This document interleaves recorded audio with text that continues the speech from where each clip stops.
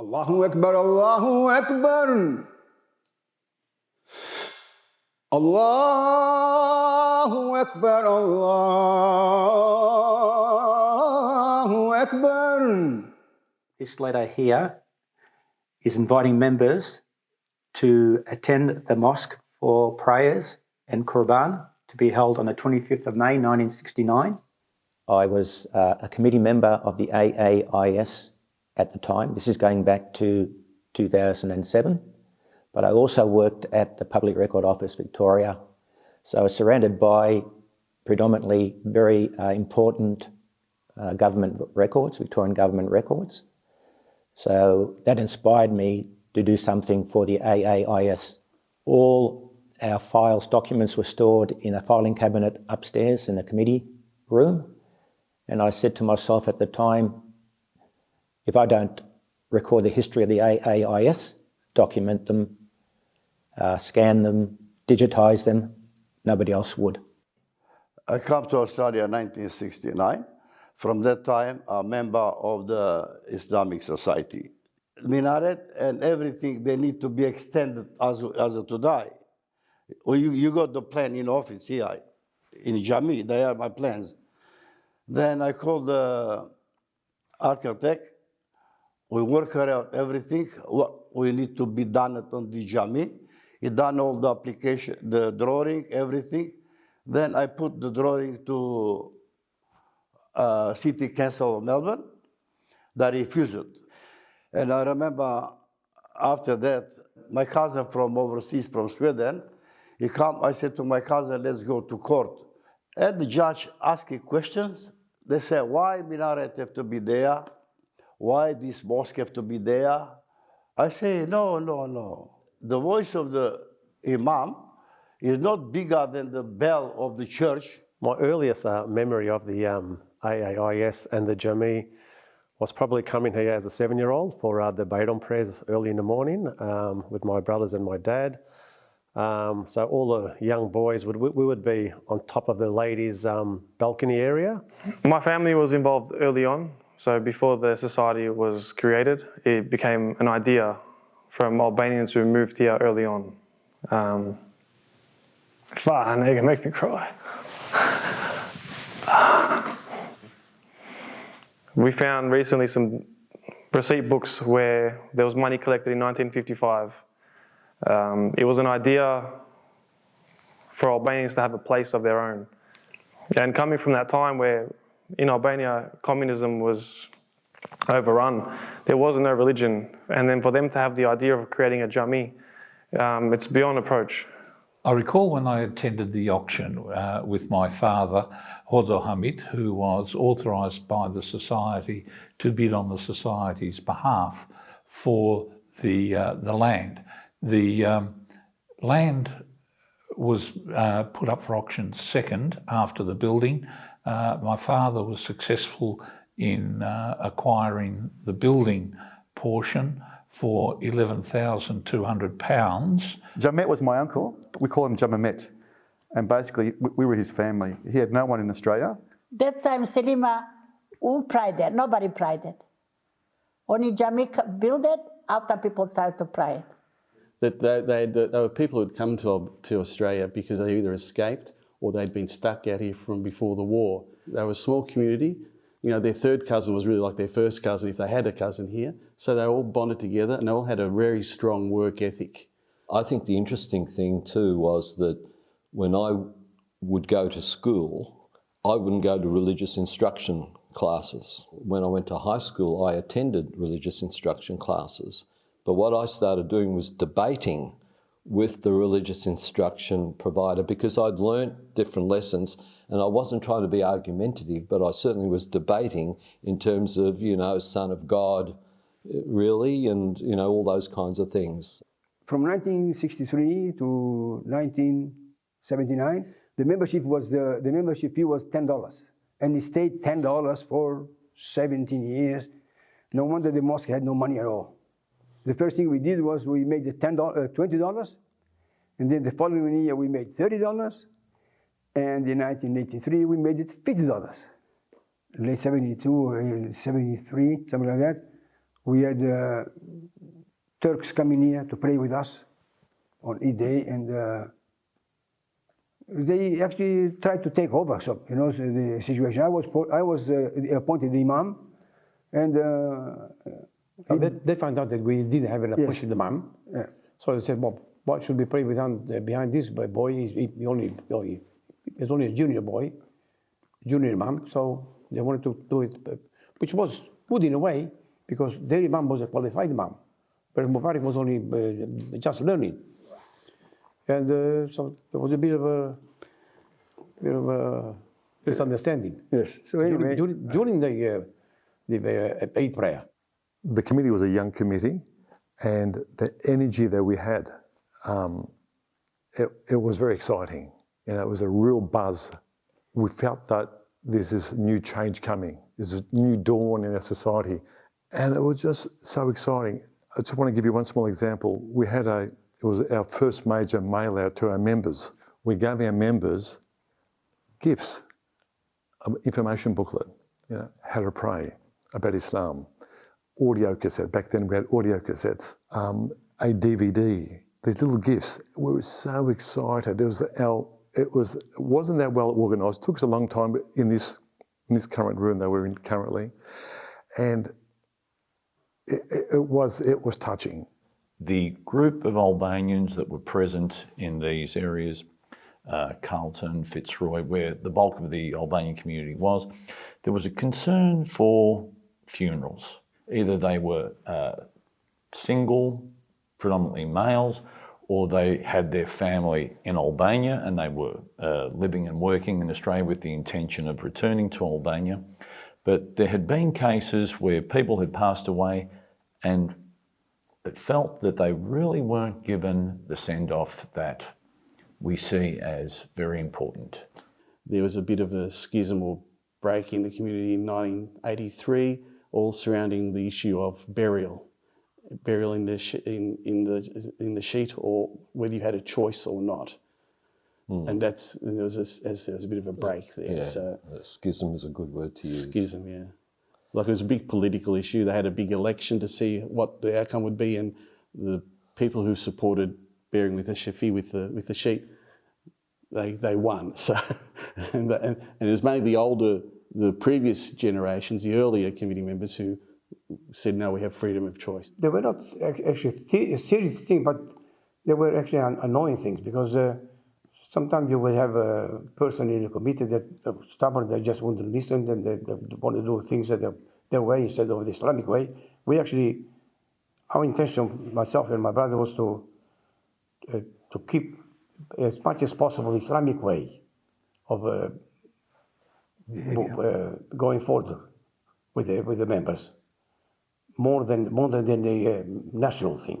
Imam, the Zemlak Hoxha, was famous, and he attended a particular meeting one day where he said, these are the books where he says it's not, you're not forced to be buried that way, it's your choice. And then there was a big argument about that, and he was sort of opposed in that regard by the younger people, and then he sort of withdrew. You could see the writing on the wall, so to speak, from his point of view. And then we got actually the support from the members because we did the right things from the beginning. We actually, as soon as we got elected in the early late 70s, we started preparation. As I said, the Mubareq was getting in touch with Sheikh Rajab, and we started renovating, preparing the rooms upstairs for his family. And some of the old members were not happy that we were spending money. But we're not just spending money for ourselves, spending money to build the Albanian mosque. Mas një kohë, kur kam hyrë në Këshill, unë dhe ata shok që kam punu bashkë në Këshill, kena fillu disa aktivitetat. Kadal kena nis një revistë që e kam propozu Këshillit. Aja revista ka pas titlin Drita Islam, i shkru si në gjuhën engleze edhe në gjuhën shqype. Në atë kohë mbahet ka kenë vetëm një aja gazet që i shtyp në gjuhën shqype në Australi. especially in 66, 67, that was the time when the Albanian language school opened here. We were one of the first students in that class. But then that was in 65, and then the following year, they didn't have a Hoja or Imam here, and they managed to, one of the achievements was managing to get Hafaz Mohammed, who I think was the Imam or Hoja in the Shepparton Mosque, to come to Melbourne. I remember actually visiting his family out in Newport. We went out on the train and went to visit them. I didn't know what I was doing, but they said, we're visiting the Hoja, okay. But yeah, so that was important. The reason that was important was because that then established the religious school. So we'd come on Sundays from 9 till 10:30. We had Albanian lessons. We had a little recess, and then from 11 to 12, the Imam would give us religious instruction. And then we used to have actually learning the prayers, then using them when we got together at the Jami. This was in a room then before they built the mosque. We had a special room for prayer. Well, it would have been just around here. Would have been probably just here, yeah, that room. Yes, that's right. Well, actually, I had a flashback when we went out the back, because we just went out the back. And when we had that recess, that's where we used to go. It was just a backyard, and we used to play there for 15 minutes and then come back inside. And now it was religion. Imam Amin was the Imam, initially the Imam of Shepparton for a number of years. I don't know how long, but he was there for a while.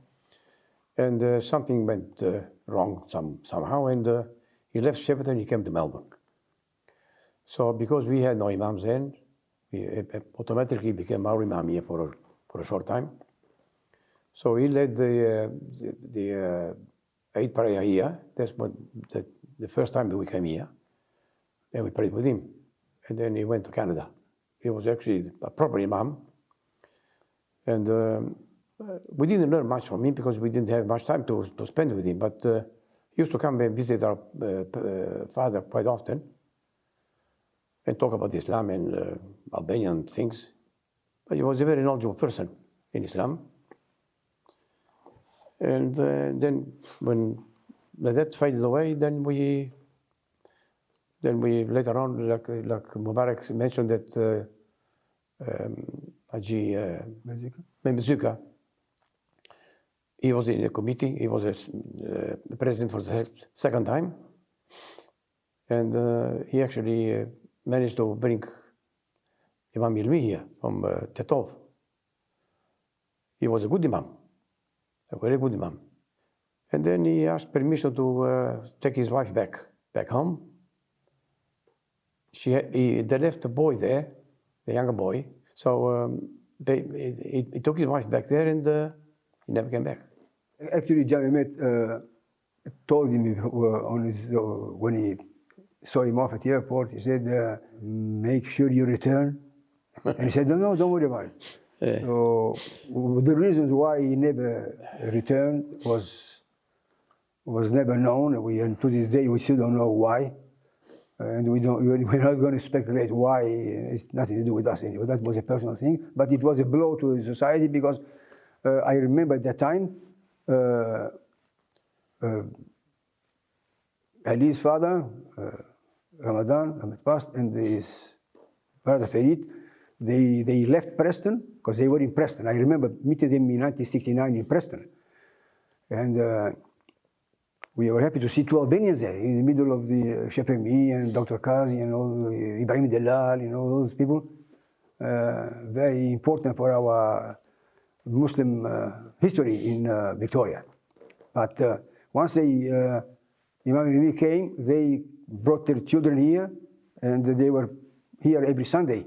Unfortunately, from 1975 to November 1981, we were left without an Imam. And that was what brought all the chaos here. In my view, the biggest achievement was the purchase of the property. The Albanian community was small, fairly tight-knit, and majority were probably men who necessarily had no family. So I think it was a significant achievement to put those people together to acquire the property. Without that initial acquisition, nothing would be here today. You've got to recall, at the time, late 50s, early 60s, Carlton was not what it is today. It was an area that people had moved out of, and it was a migrant group that had come in to acquire the property. The primary motive was to bring the community together in an identity that they could each understand. Now, whilst not all Albanians were Islamic, it was certainly the predominant group here in Melbourne. We call him Jamamet. He left Albania when he was basically arrested. He escaped from the jail, and all his family was in Albania, so we were his de facto family for all the time. And he was the first president of the AAIS. 2 weeks time, my house and the kids and wife. Yeah, that's the other thing. All the Hodges that came, first week of their thing or 2 weeks, that's been in our house. Oja Yadavan Rejepi come 2 weeks time, my house. So she used to initiate all the imams things to come. Talking about the activities and initiatives that we wanted to implement, one of them was how do we get the women involved?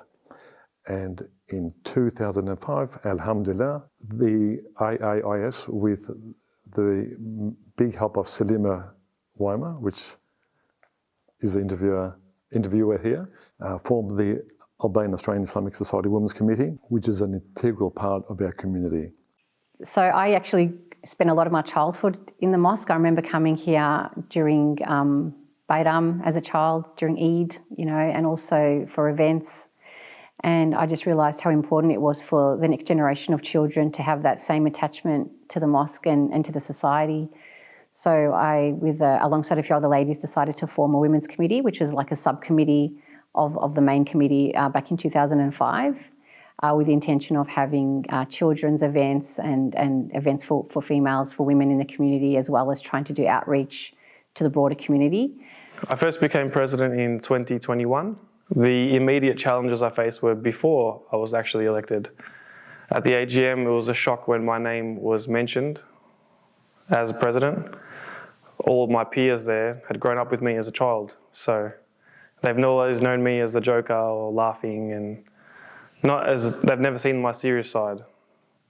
So initially, that was the first challenge, was earning the people's trust.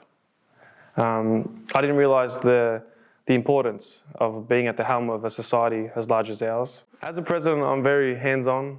I like to think that I lead by example.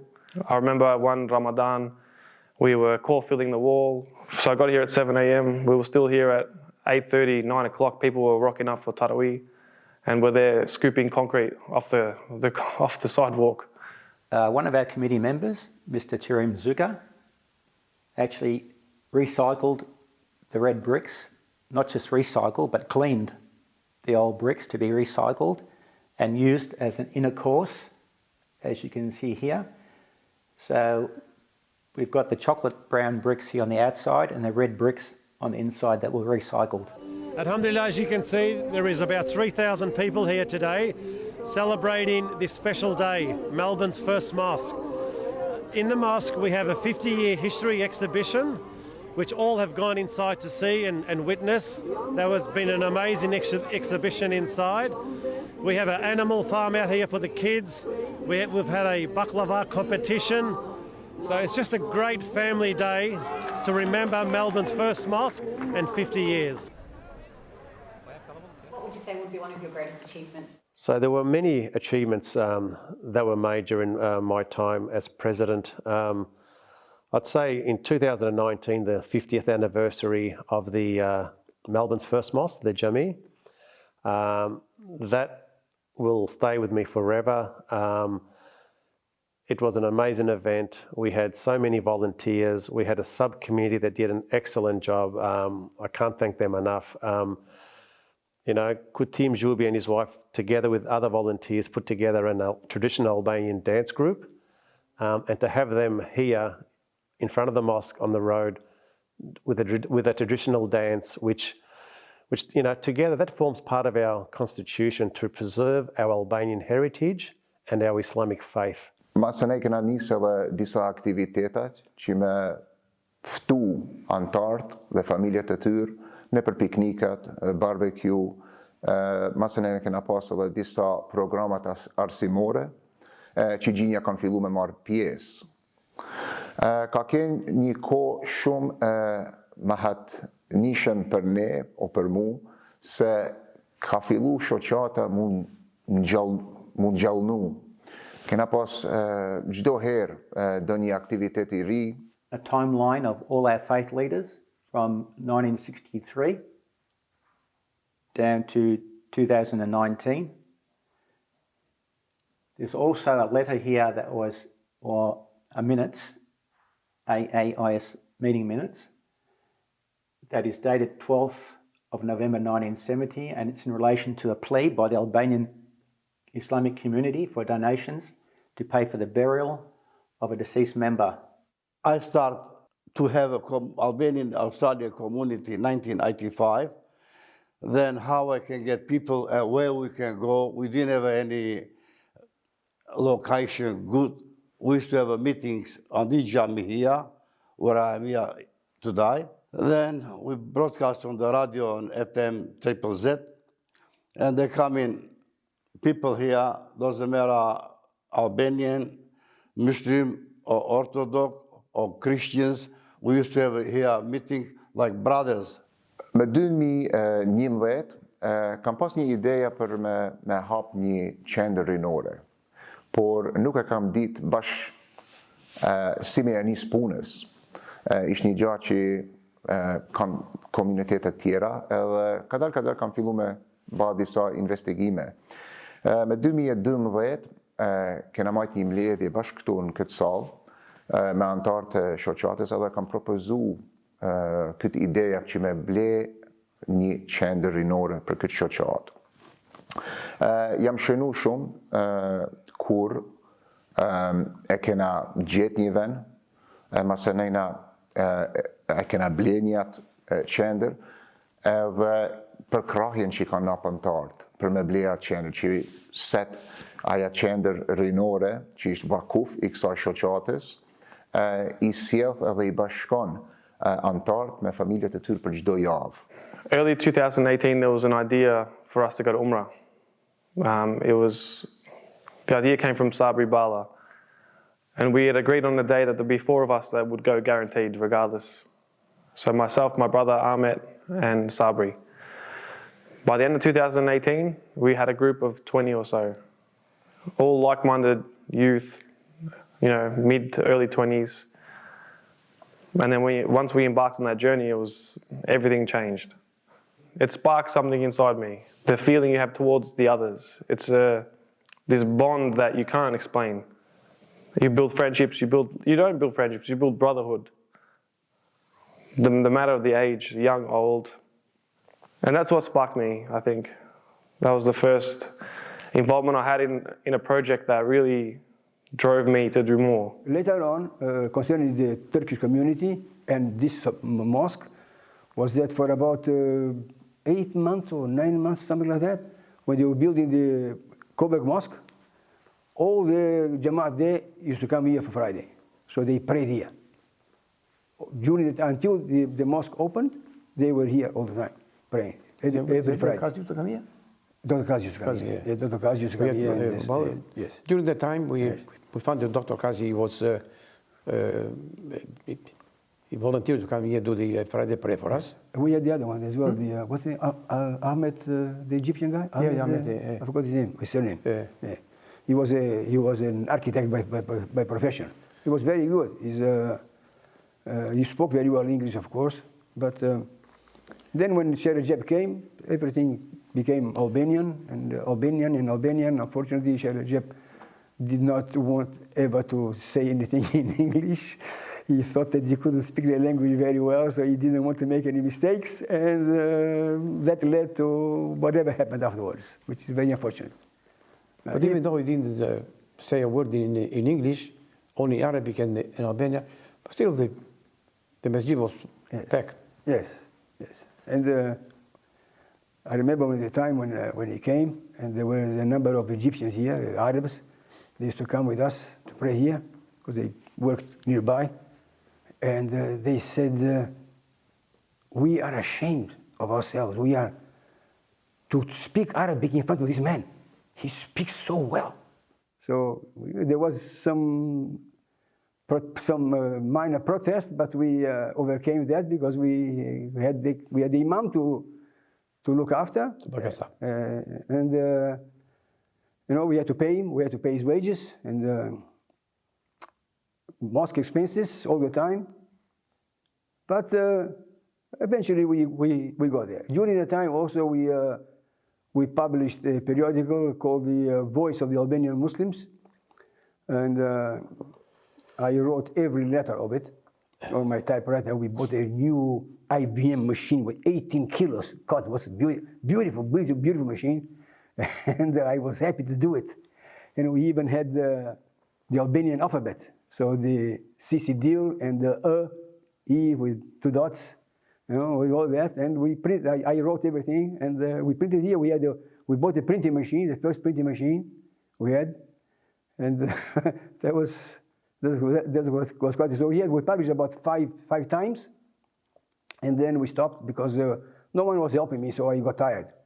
You know, I had a lot to do. I spent at least 20 hours a week doing this work. That was a newsletter. The newsletter. And what kind of information was in the newsletter? Well, things that happen in the mosque, whatever happened in the mosque. Another Sheikh Rajab would write articles about Islam in Albania, of course. And we also had some part of English. So in all of this, we haven't mentioned our uncle, my mother's brother, Kurtali Perona. So he and Dad were quite close as brothers-in-law. Our uncle would come visiting very regularly to our place. And together they decided that they would republish the works of the Imam from Zemlak and give a slight interpretation, but the whole purpose was really to provide that knowledge of what prayers do you say when and the sequence of praying, and to translate, actually it was to how to pronounce the Arabic prayers, so written in phonetic Albanian, and then also what those prayers meant. So it was an education piece, basically. So they published 2 books, I think. It might have been more than 2, but yeah. Like the hadiths, they published one in relation to that. Yeah. But there was a number of them. So yeah. and they did it just because they wanted to make sure younger people knew how to pray, what it meant to be a Muslim, what you needed to do to show that you were a Muslim. Yeah, the 5 pillars and all of those kinds of things. Yeah. Because not everybody knew everything. Sometimes it was a more cultural experience of religion rather than a religious experience of religion. We also have the lineage of the prophets, which is in a multi-purpose room. It's great for open days, for all faiths, and for school tours. They come and they get to see the mentioned prophets in our Quran, you know, from Prophet Adam all the way to Prophet Muhammad, peace be upon them all. Now there's our community is growing. We're concerned about our future, the future of our children, for the next generation, the future generations, and how can we implement these new projects? I'm not sure how I see the AAIS in the next 10 years. It's exciting and it's a great unknown, but just thinking back 10 years ago when the youth centre started, we were all strangers, but now 10 years forward, we're all a family.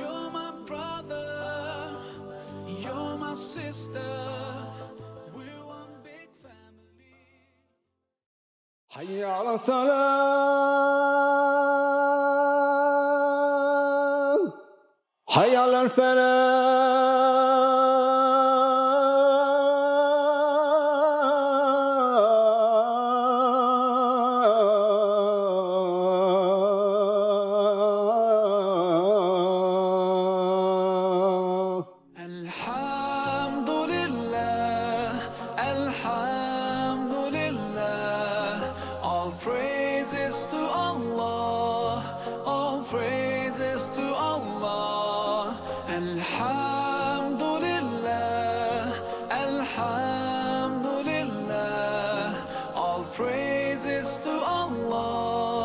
All praises to Allah.